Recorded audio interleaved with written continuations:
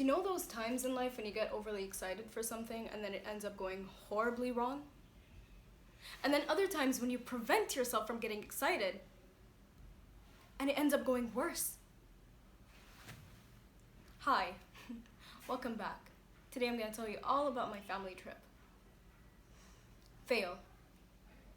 Cue the intro.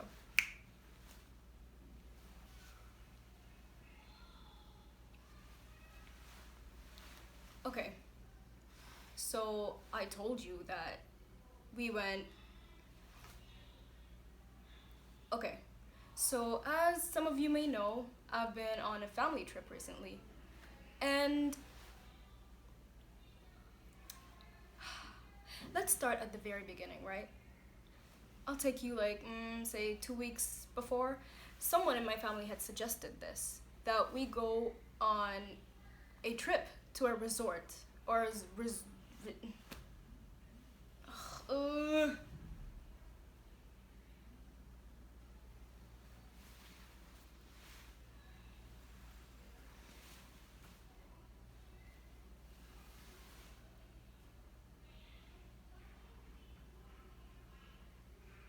Q. Okay, so as some of you may know, I've been on a family trip recently to a resort. And let me start at the very beginning, right? Like 2 weeks prior. Someone in my family had suggested this, and then we started searching for resorts to go to, or like resort type places. Places that are like basically houses with pools, because to us, that's the definition of a resort, and we were okay with anything as long as it was like escaping the house for a certain amount of time. We were okay. We were like, okay, whatever. So we started looking for resorts, and a bit before the trip itself, we finally found one. Say 2, 3, 4 days before the trip, we found a resort online. We booked it, and we booked it, right? We, put it in our name, chose the place, chose the date, and paid a deposit. Paid a deposit. That's an important point. Keep that in mind, okay? So, everyone's getting excited. Everyone's like, yay, UP, the trip is happening. We're so excited.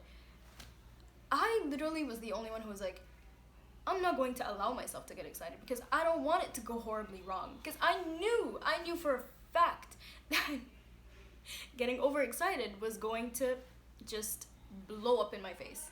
So I didn't. I was just chill, right? And then it's the day of the trip. Everyone is packed up, ready to go, ready to get in the car and just skedaddle. And, of course, because this is my family and this is my luck. Sorry. Because this is my family and my luck.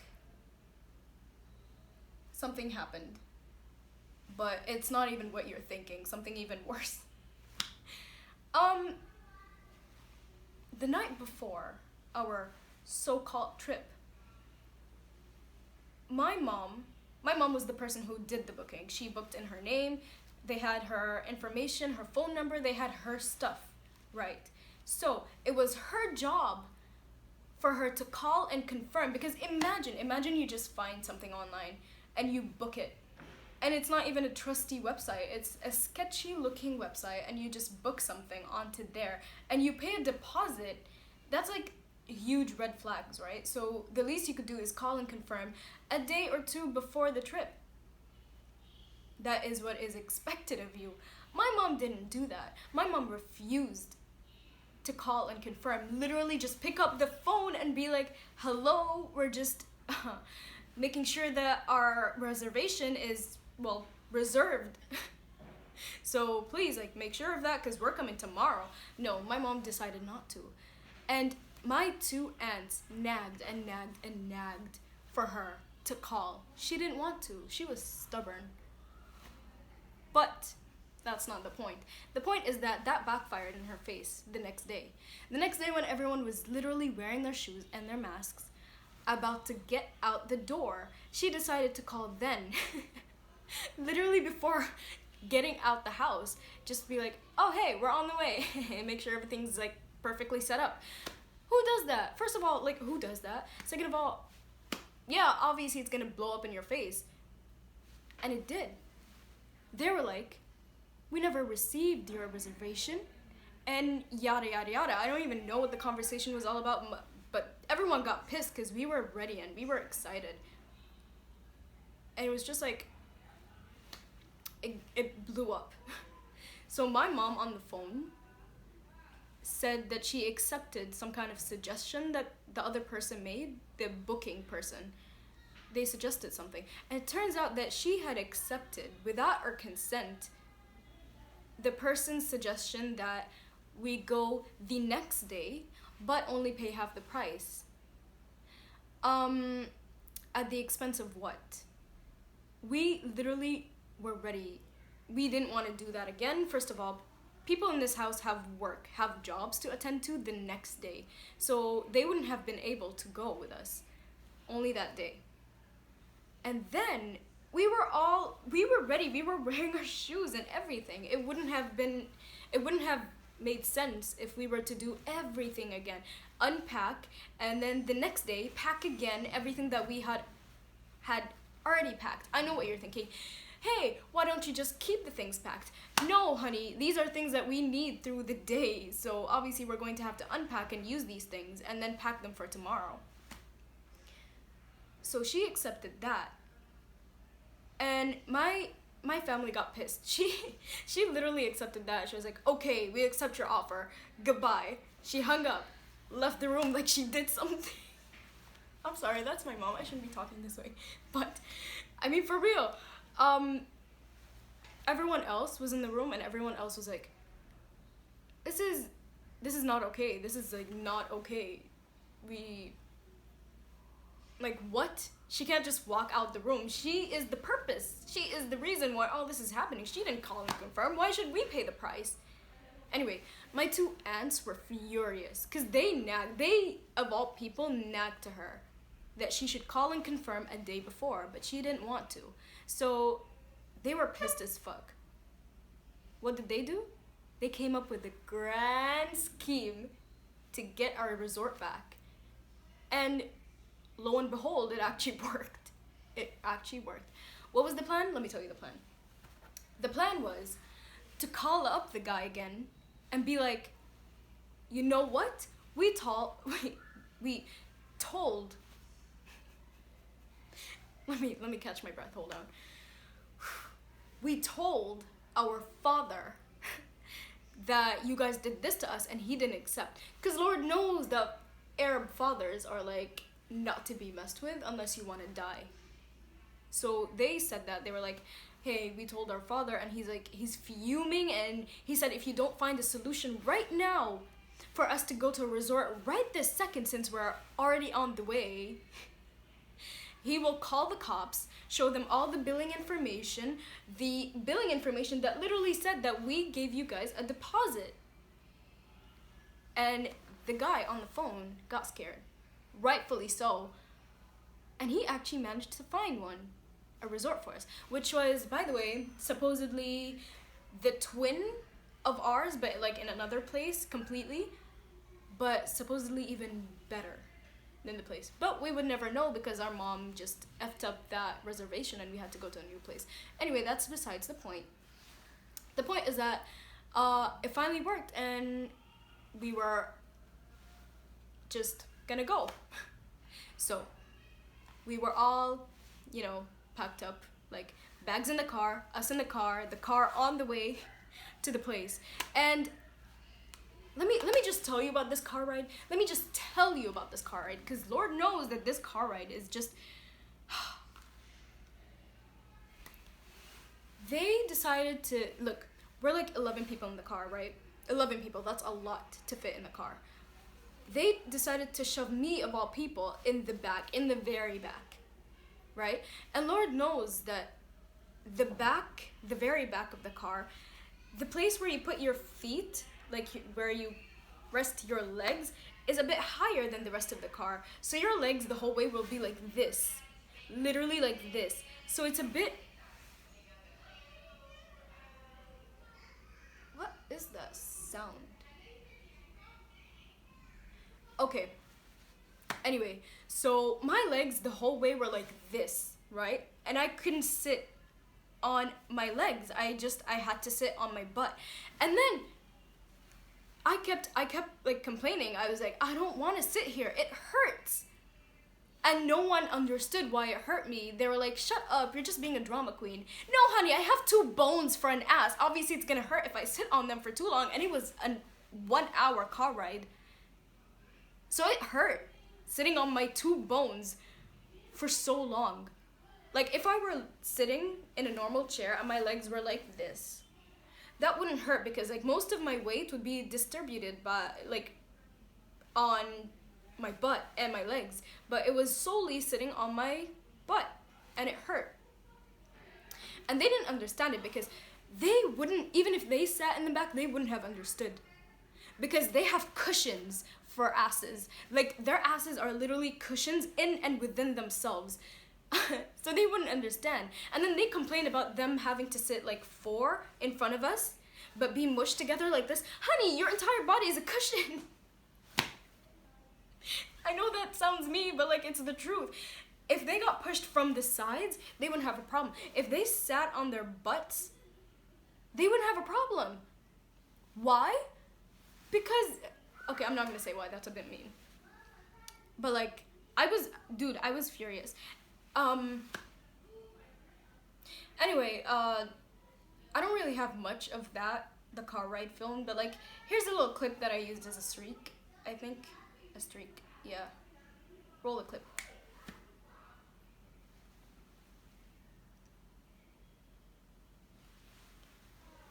Okay, so we got to the place a whole hour car ride later.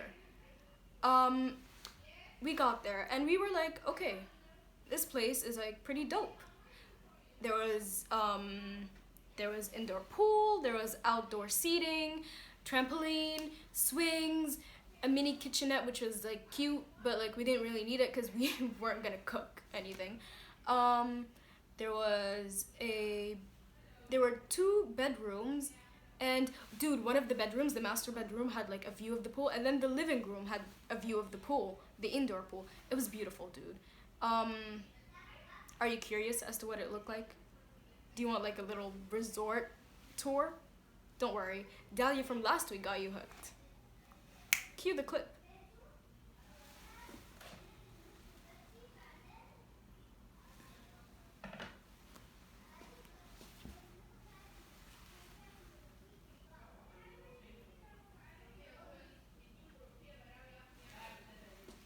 Okay, so as you've seen, and as you can tell how tempting that pool was, I wanted to hop right in, but I couldn't. Why couldn't I?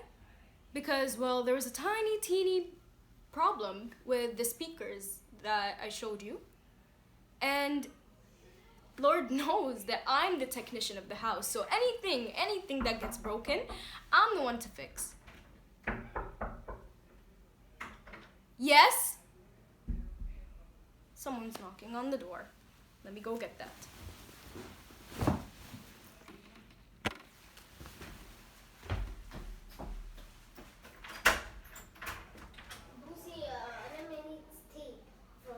ما عندي تيب.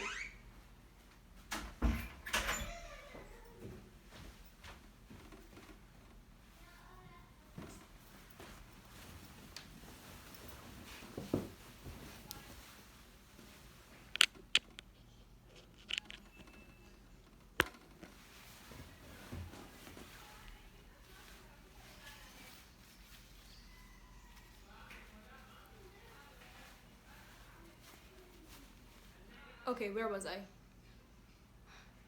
Right, so everyone jumped in the pool, and I was busy fixing the speakers because I'm the one to fix anything that gets broken in the house. And it's annoying. I shouldn't have fixed the speakers. So my reputation as like a technician would, and I wouldn't have to fix anything ever again. But I fixed it. And now we got music playing while we're in the pool. So yay, music that I don't even listen to and I don't even like. But, you know, it was my job to fix the speaker so I can listen to that shit ass music while trying to enjoy my time in the pool. You see how this is like a bit of like, it ain't balanced.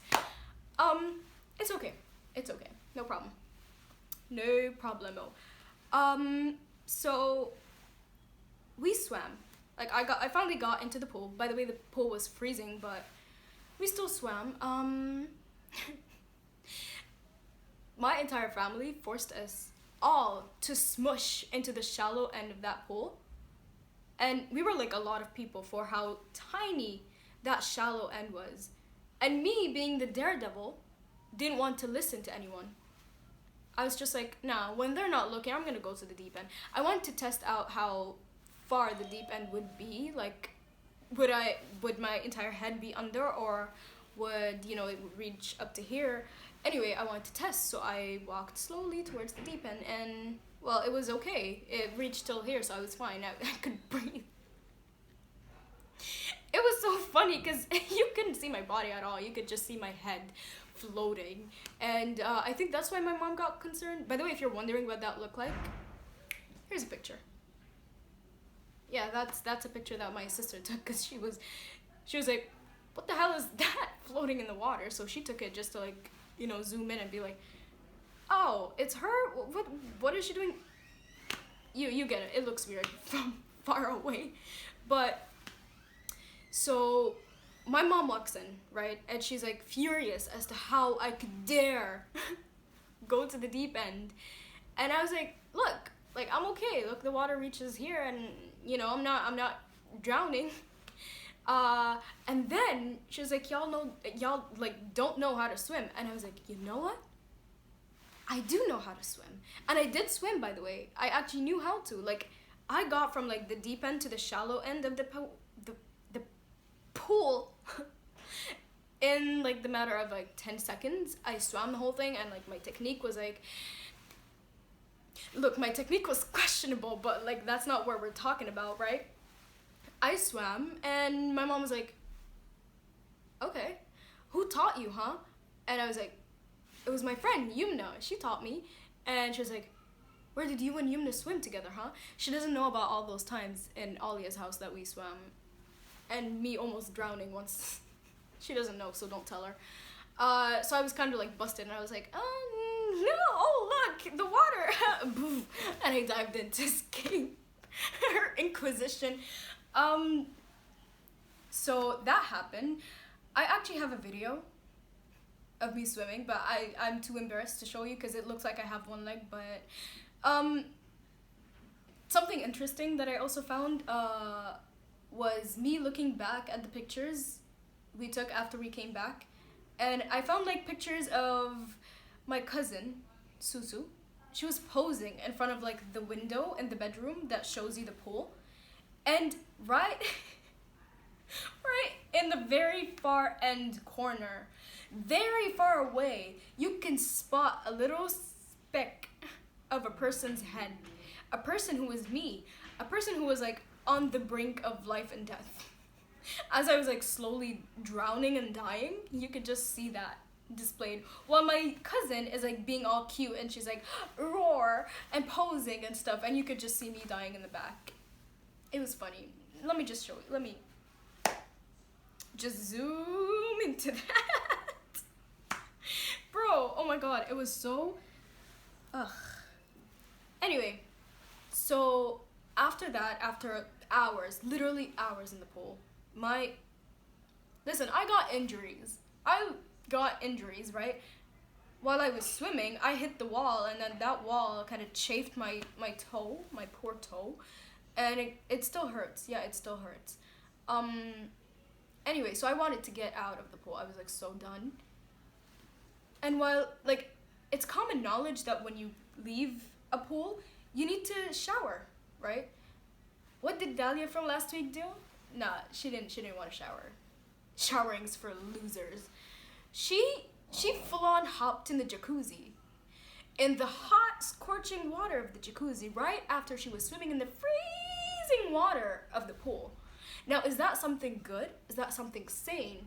Is that something that would not make you sick? Last week's Dahlia didn't know that. So she hopped in the jacuzzi. And by the way, the jacuzzi was like a whole nother story. Let me just tell you real quick about that jacuzzi. Listen, so I turned on the jacuzzi, pressed all the buttons, like adjusted the water, made it so hot, and then it was like slowly filling up. And the jacuzzi has jets, like it has back jets, it has floor jets. The floor jets were working, the back jets weren't, and I wanted them to work. So I was like, I was pressing the buttons and like, playing with stuff and like hoping that it would work, and then it didn't. So I was like, you know what? Okay, no back jets, no problem. So I just laid back, relaxed a bit. No, I wasn't really relaxed because people were walking in all the damn time, and I was literally like a spectacle to all those people, especially the people from the living room, because as I said, listen, the bathroom is a glass, it's all glass, so everyone in the room can see me on full display.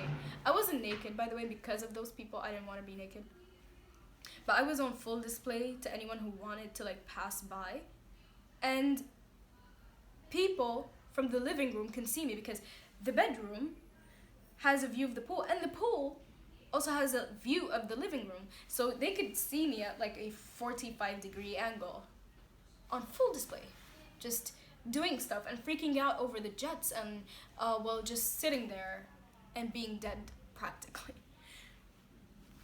Best part is that after a while in the water, the back jets finally decided to get going, and I wish they didn't, because they scared the living shit out of me. You don't even believe. When I tell you that those jets went full power, they went full power, and I was just like screaming. Listen, I know you're curious as to what that looked like. So, last week's Dahlia actually got you hooked again. So, cue the clip.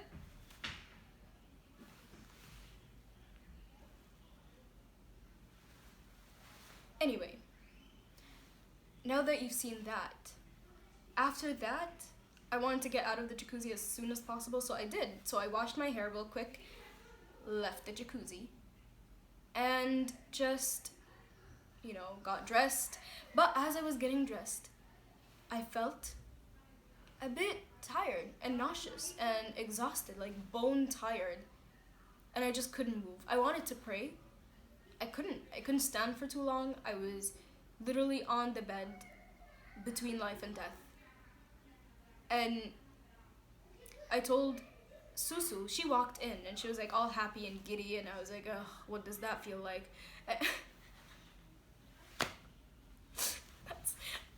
That's besides the point. That's besides the point. So I told her to tell my mom that I wasn't feeling well, and then people got concerned, and I thought I was just like, because there were so many things that were wrong that I did that would eventually make me sick, like 100% I should have gotten sick.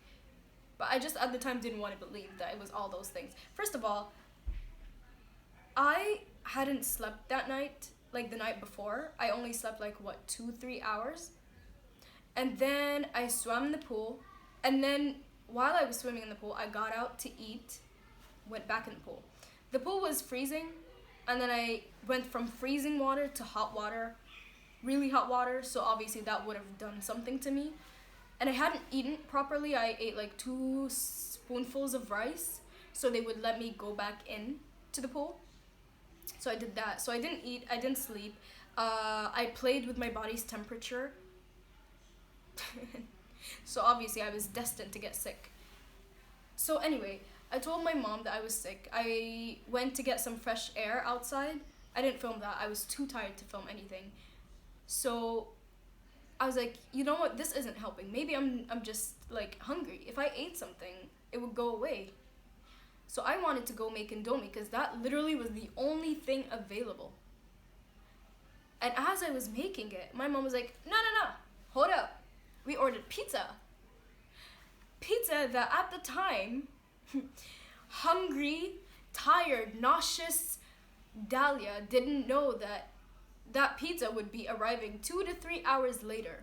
So Dahlia decided not to eat and listen to her mom, like a good girl, and just wait it out, right? So while I was waiting, them niggas decided to put on the speakers, highest volume, and start busting a move. Like my entire family was shaking it. Like I've never seen my family shake it the way that they've shook it right then. Everybody, when I tell you everybody, my mom, my grandma, my sisters, my aunts, everyone, right? And I was like, okay, no problem. They can do whatever they want. Cause they were playing Sudanese music. And I was like, yeah, I don't really vibe with this that much, so just do your thing. No problem. And then my little sister, that little hoe, decided to put on K-pop and dance, and everyone was cheering her on. Everyone was like, yeah, damn, dancer, hey, let's go, that's beautiful. And I got jealous, right? I got jealous, because that's my thing, dancing to K-pop, that's my thing. So, I couldn't stand there, I couldn't sit there, lay there actually, I was sick, remember? I couldn't lay there just watching her dance all the songs and all the dances that I know and I have memorized for the life of me. Just memorized even the finger placements and even the breath organization of those dances. I wasn't about to let her do that. Because Lord knows that the dancer in me just couldn't, like, me, normal me, tired, nauseous, hungry me, was just like, I'm just gonna lay here and just, and die slowly and let the soul leave my body slowly. But the dancer in me, she just couldn't sit there and let normal me heal. She just had to come out. So she was just watching in agony. Her body was just itching to dance. So, what did I do? I knew that I couldn't get up because I was hungry and I was tired. Look, I said this before. I'm tired. I'm sick. So, what did I do to get the teeniest bit of energy to get up and dance and show my parents and show my family that, hey, I can dance too, and that's my whole thing. By the way, they were cheering me on this whole time. They were like, hey, get up and dance, Dahlia. Like, we know that you're a dancer. Get up. We know that you know these dances. And I was just like, but if my mom had let me eat the Indomie, I would have been able to. And everyone started, like, laughing, literally dying laughing, like I made the joke. But I was dead serious. I literally was, like, dead serious. I was like, legit, if she had let me eat that freaking Indomie, who knows when the pizza would have arrived? We were in the middle of nowhere. Where would that pizza come from? Would it get shipped from aliens? No. That Indomie, like, dude, that's besides the point. What did I do to get, like, a tiny bit of energy so I could get up and dance? I shoved a whole piece of cake down my throat, force-fed it to myself, waited exactly 20 seconds, like that did anything. I was like, yeah, that's good, I got enough energy. And I was like, I feel the energy. Oh my god, damn, oh god. And then I got up and danced. And I danced a bit, like, I danced a little bit with my sister to Go-Go. And then I didn't feel okay again. And guess what happened? I puked. I ran to the bathroom like a little bitch. I was like, oh my god, the puke is coming. And I puked. And something in me was like, since I puked, that actually is like a relief. Now I feel relief. Now I can go dance all I want. And when I tell y'all that I danced like someone was holding me at gunpoint. I danced like I was on the K-pop stage, just performing for the life of me. You don't believe that? Girl, you know I got you hooked. Like, roll the clip.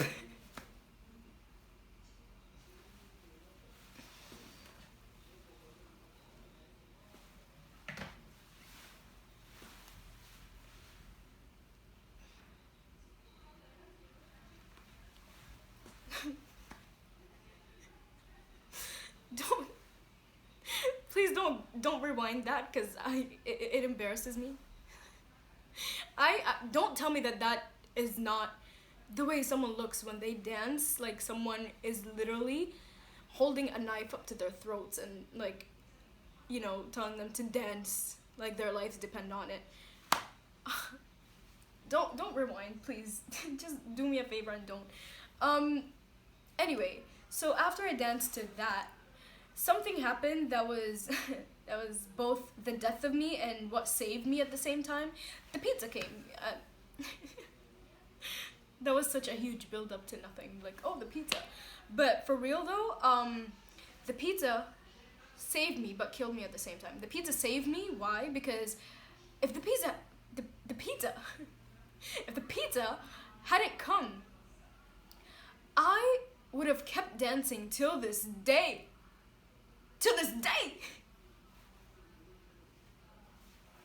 Exactly. I would have been dancing till now.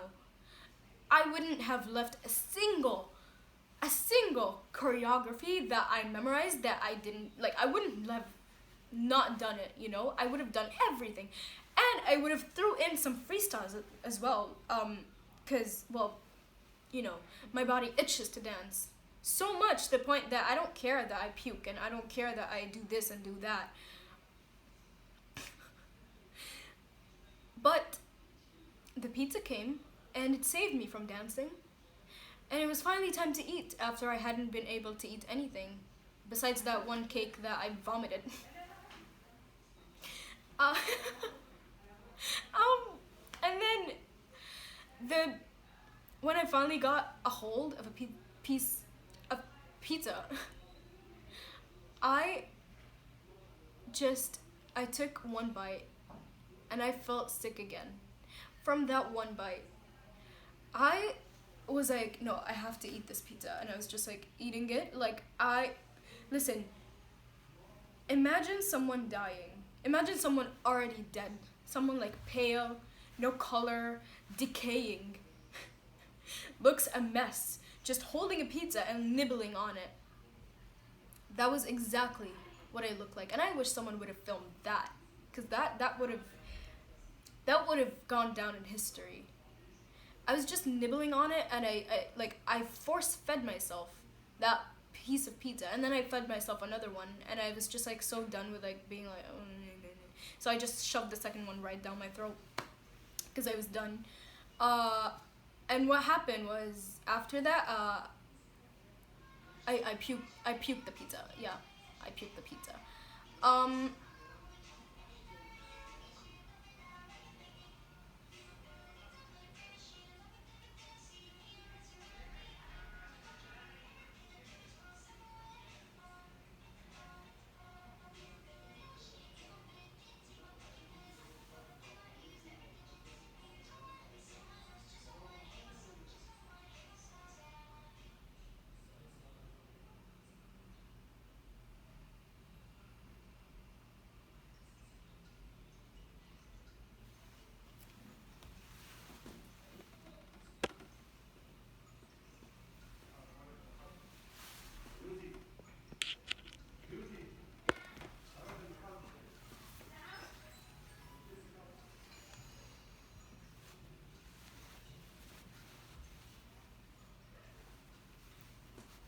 Okay.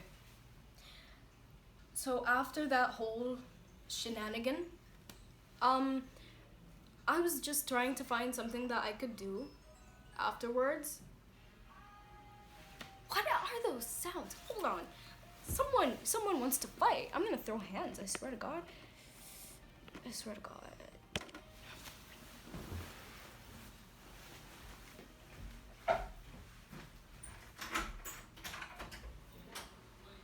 Susu, close the sound. No. I'm busy. Don't sit here, sit there.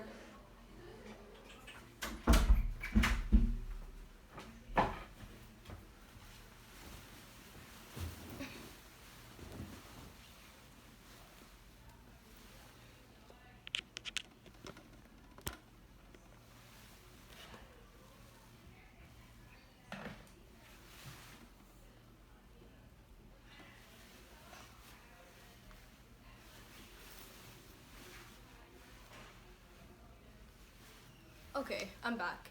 So as I said, I was trying to find something to do. I was like, listen, my mom and my aunts, my yeah, they decided to like go outside and sit outside and stuff.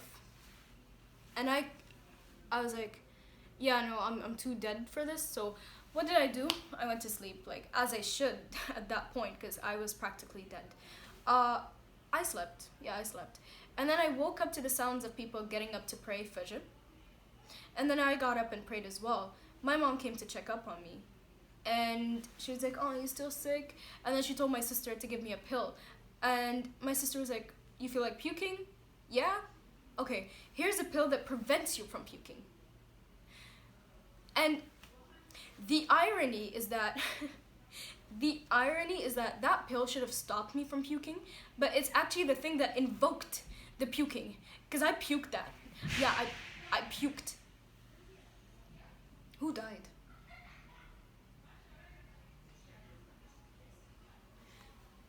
I puked. For the third time at this point. Have you been keeping count? Because I have. I puked a whole 4 times. But we'll get into the fourth time later, because it's what pissed me off the most. Anyway, after I puked, I felt a bit more relieved. I went to bed, woke up in the morning. It was about time to go. My dad was on the way to take us home. And I felt pretty good until I decided to take my vitamin pill, right? And like drink water with it. And yeah, I puked that water. I literally puked water. Listen, I usually am a person who has like the strongest stomach. I don't puke for nothing. The last time that I had actually puked was, oh my god, back in grade 9 when I had food poisoning. Food poisoning. Right? So I'm usually a person who has like a very strong stomach, and I don't get sick that easily. But I got sick in the most inconvenient of times. I swear to God, I was meant to enjoy this family trip because it doesn't happen. The last time we went to a resort or like swam or anything was, I don't even remember one. I don't think we ever did. Oh my God, I think it was back in like 4th grade. Yeah, so I was supposed to enjoy this as much as I can, and I didn't because I got sick.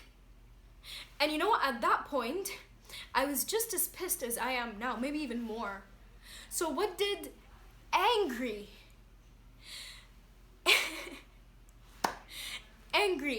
post-puke Dahlia decide to do at that time? A, take another pill. B, sleep until my dad comes to pick us up. C, tell someone so they could find a solution or like take me to the doctor. No, she chose to do D, which is vlog it. I in my most vulnerable, ugliest moments, I decided to pick up the camera and just describe in detail what my puke looked like. And decided to tell you how angry I was, which, oh my God. I don't even want to show you that because I'm so embarrassed, but what would this vlog be if I didn't show you that? So, roll it.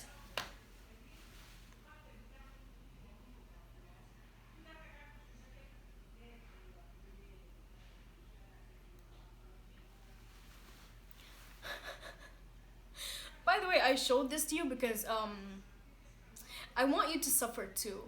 Like, why must I be the only one who suffers? Like, at this point, I want to show everyone what my post-puke face looked like. So yeah, you were right to see that. You deserve it. You deserve to know a tiny, teeny glimpse into what I'd been through for those 2 days.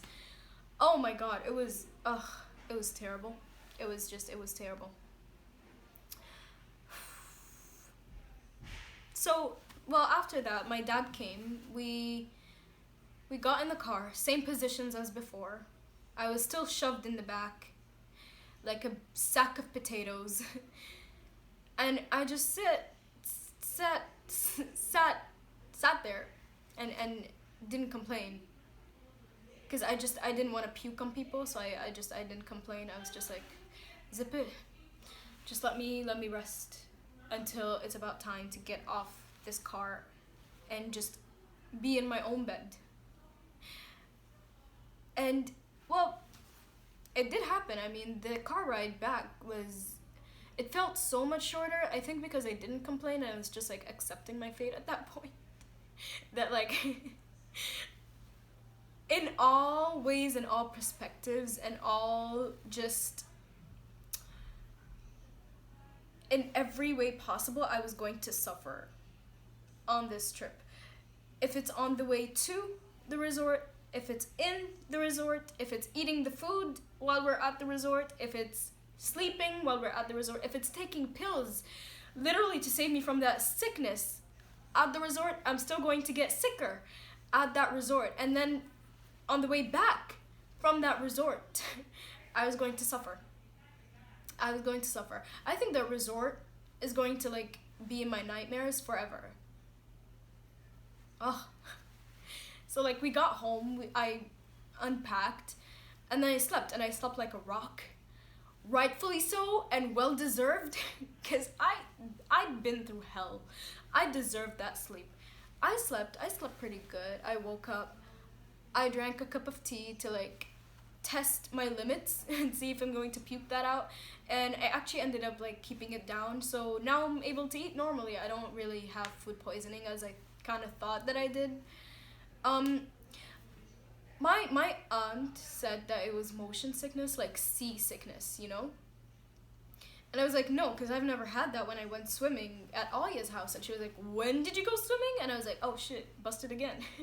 And I just moved on like it. I said nothing. But, point being, like, that's it. That's it. That place is going to stay in my nightmares forever. I'm probably never going to swim again because pools scare me now. Even though I used to like, I'm a daredevil and I like doing everything. Like swimming, it's not worth puking. It's not worth puking. Anyway, that's it for my story time. If you like my story time, hit the like button so I know to do more of them. And please, do good from your heart and hit the subscribe button. It's a bit of like a charitable thing that you could do. It's the least you could do. Instead of like literally paying money to charities, you could just donate to my charity by just hitting that button. That's all you gotta do. Turn on the post notifications too, so you get notified when I upload.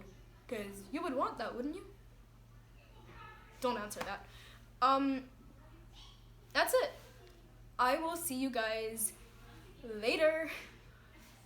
I'm not gonna do that again. I'm gonna repeat. Wait. I'm going to see you guys later. Bye. Cue the end card.